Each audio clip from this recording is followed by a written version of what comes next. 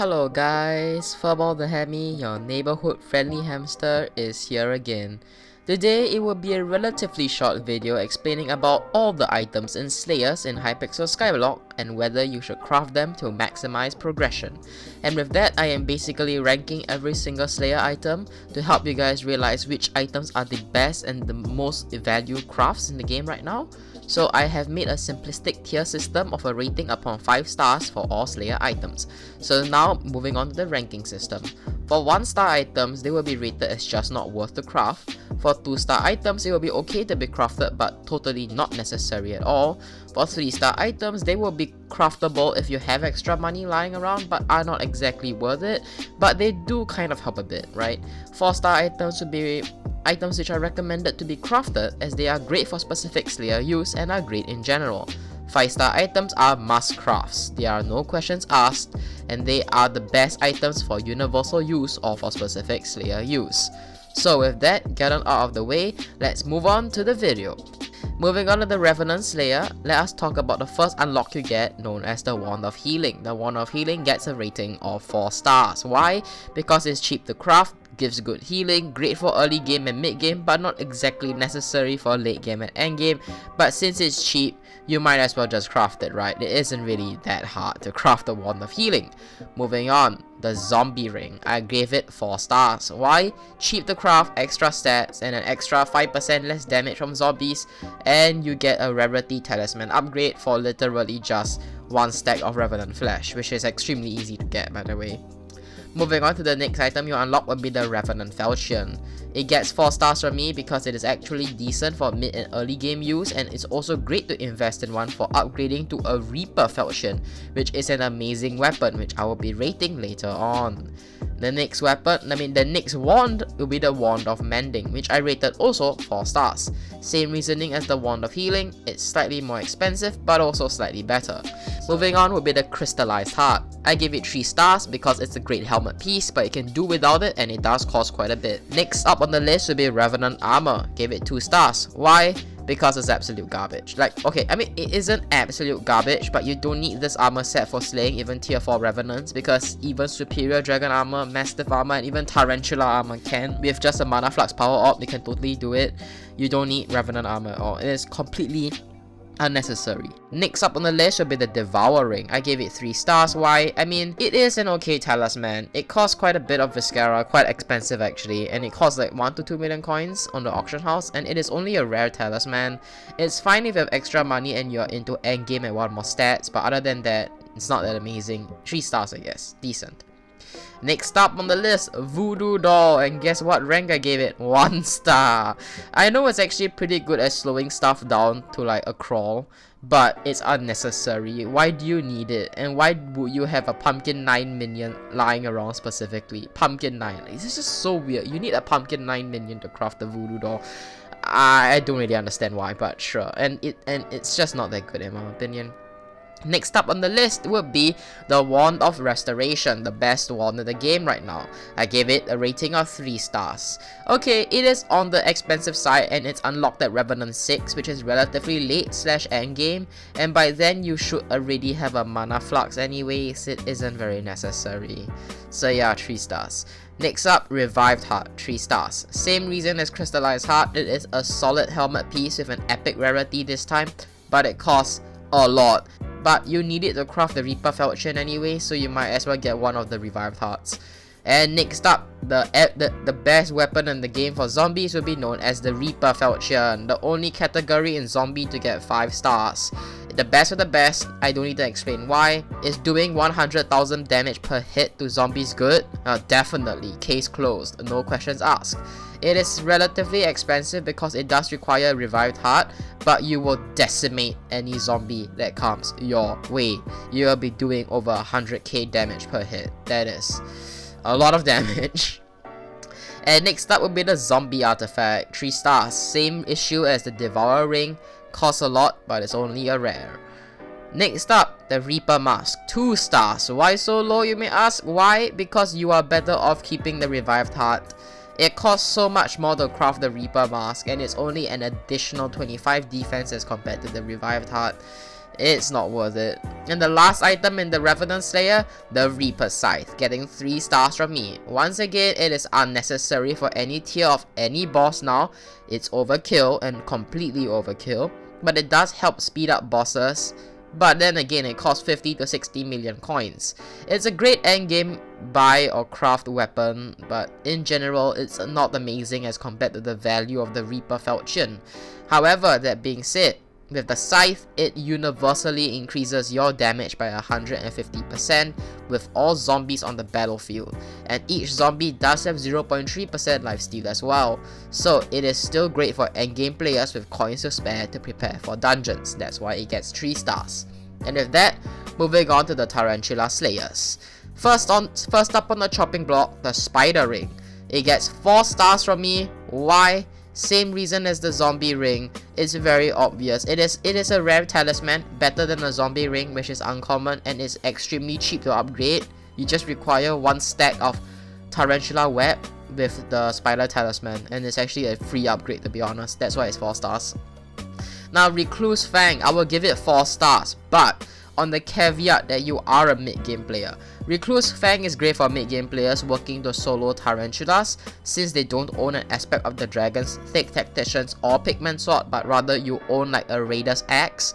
But for late game and end game players, your generic aspect of the Dragons and 50mm Midas already outclasses the max Recluse Fang. However, for mid game players, if you do want to get a Recluse Fang and you do max it out to a plus 370 strength, it does do a significant amount of more damage to spiders as compared to your Raiders or your aspect of the end. So yeah, be sure to craft that if you are a mid game player trying to kill Tarantulas, for whatever reason that I shall not question. But yeah, moving on, the Scorpion Bow, 2 stars. It's only good for use in the arena against players, expensive to craft and useless anywhere else. It does have a niche use in the arena, it's kind of fun, and I feel like it may see some use in the future. The next one will be Tarantula Armor, 5 stars. Great for dragon fights, almost necessary for Tarantulas, as it speeds up the quest a lot due to its mobility, and it also helps you not get too hit by mutant Tarantulas. Moving on, Scorpion Foil, 3 stars. If you can get a wood singularity on the Scorpion Foil, it is slightly better than a 50mm Midas, but when compared to its counterparts of the Pooch Sword and the Reaper Falchion, it pales in comparison. Next up, Flycatcher, 1 star. No, just no, it's garbage, it costs too much, and it's still worse than Diamond Spreading. Case closed, no arguments, 1 star. In fact, if I could give 0 stars, it would get 0 stars. Spider Artifact, 4 stars. Think why I gave Zombie Artifact 3 stars, but since the Spider Artifact is an epic talisman, it gets a 4 star instead of a 3 stars. Changed my mind. And finally, the last weapon on the Tarantula, known as the Mosquito Bow, 2 stars. Expensive, garbage, no. Just don't craft it. It has a redeeming quality though. It is useful in the Howling Caves since you can one-hit wolves without sword swapping, since the Mosquito Bow's main arrow does do more damage than Runan's main arrow, and it may get buffed in the future as a side note. That's why it gets 2 stars. And lastly, with the final Slayer, also known as the most popular Slayer, the one everyone loves and knows, Sven Packmaster. First and foremost, Red Claw Talisman, 4 stars.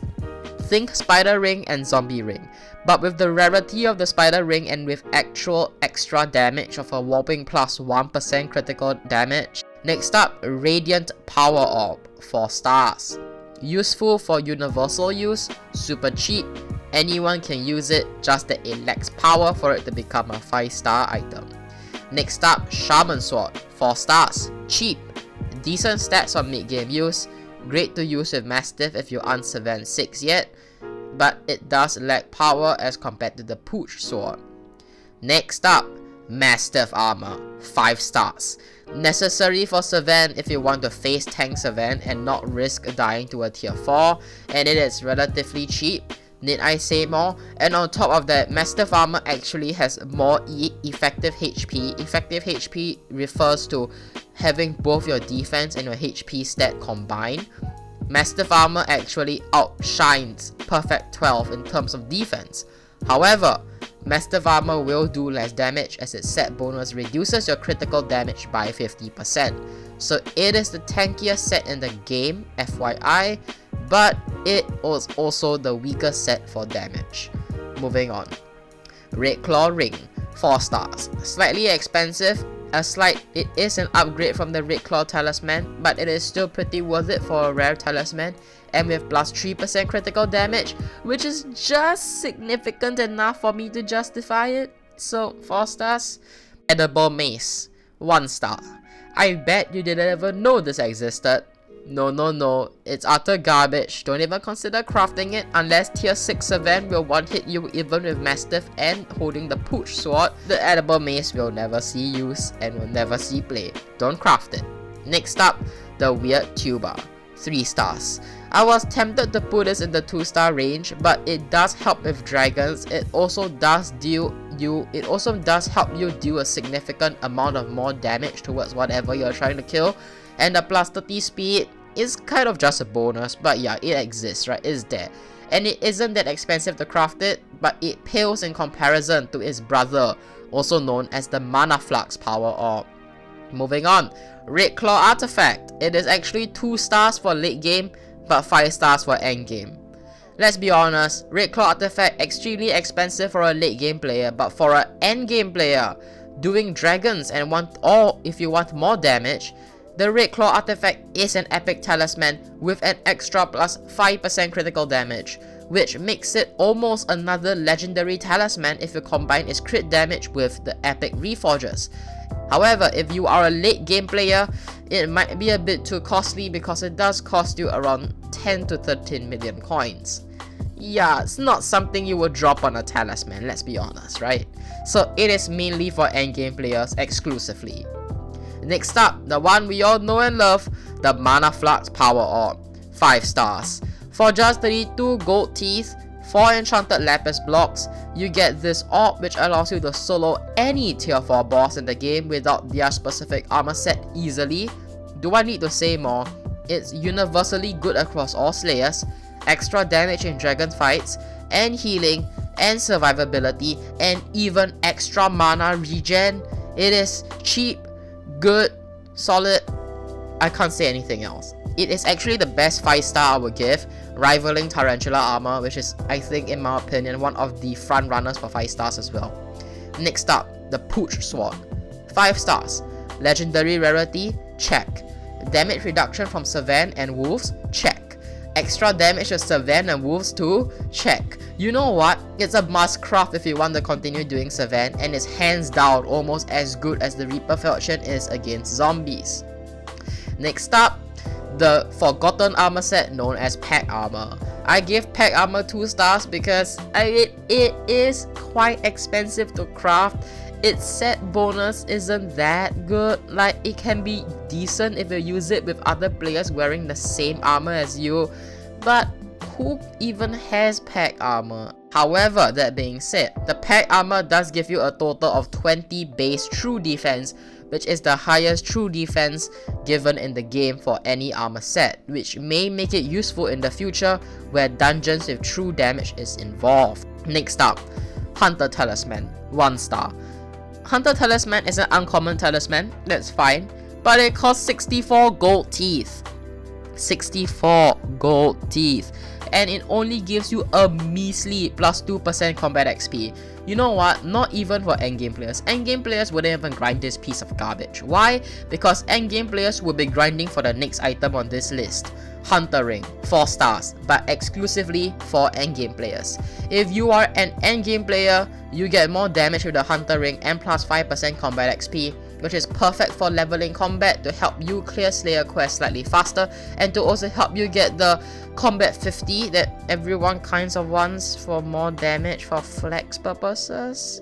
Not really justified, but sure.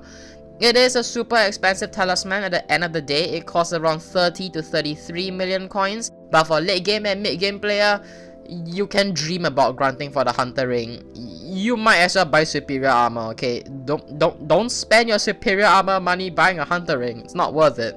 Trust me, never worth it. And the last item in Sven, Overflux Power Orb, 4 stars. It is the best final Slayer item as compared to Tarantula and Revenant. But the reason why it's not 5 stars is because it costs a lot more than the Mana Flux power op, but it is only marginally but noticeably better than the Mana Flux power op. Only get it if you are truly endgame and you are at the point of considering the 50 mil Midas, Overflux, and the Reaper Scythe. Then you may consider buying the Overflux power op. And with that, that's all the rankings I have for today. And with that, I hope you guys enjoyed the video. This is FurballTheHammy signing out.